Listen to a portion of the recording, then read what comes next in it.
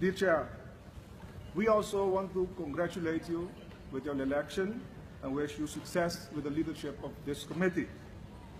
Honorable social partners, brothers and sisters, public services and their workers are crucial to uphold decent work in global supply chains. Through national labor inspection and administrations, land security, occupational health and safety agencies, and the judicial, we regulate, scrutinize, sanction, and remedy the human and labor rights conduct of multinationals and implement national and supranational governance systems.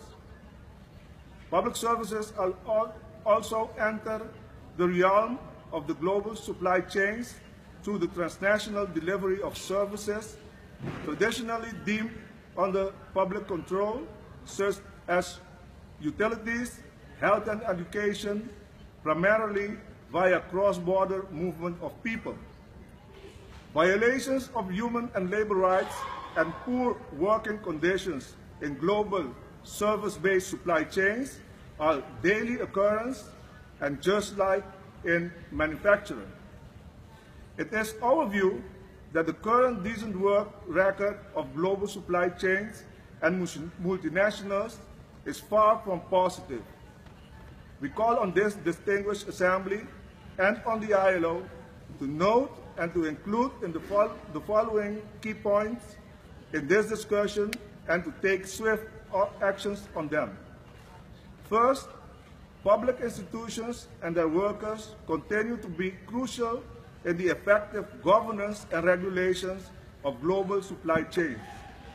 Only strong, well-funded, independent public institutions with adequately trained workers can ensure that work in global supply chains is decent. First.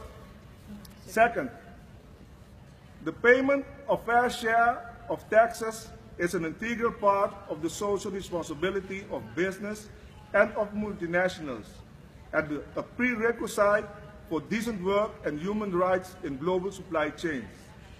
The resources public institutions need to guarantee the effective surveillance and remediation of decent work violations are much too often stripped by systematic tax avoidance occurring under the current broken international taxation system, which also starves the financing of vital infrastructures and public services from which business and multinationals benefit too.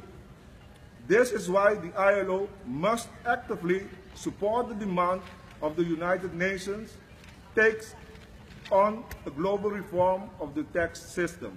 Third, the ratification and implementation of the ILO Convention 151 protecting the right of public sector workers to organize and bargain collectively must be viewed as a prerequisite for the realization of decent work along global supply chains. Fourth, strengthening capacity and securing adequate resources for effective national labor inspection is absolutely essential in this process. The ILO has a major role to play here. Fifth, decent work in global supply chains cannot become a reality without an integrated fight against corruption, both in the public and in the private realms, and without the effective protection of whistleblowers. There is an urgent need to regulate and guarantee transparency in the relations between private and corporate interests and public institutions, including lobbying. Sixth and last, national public institutions need to be equipped with trans-border jurisdiction and powers to protect human and labor rights in the global economy. We thank you for your attention and we look forward to a fruitful discussion. Thank you.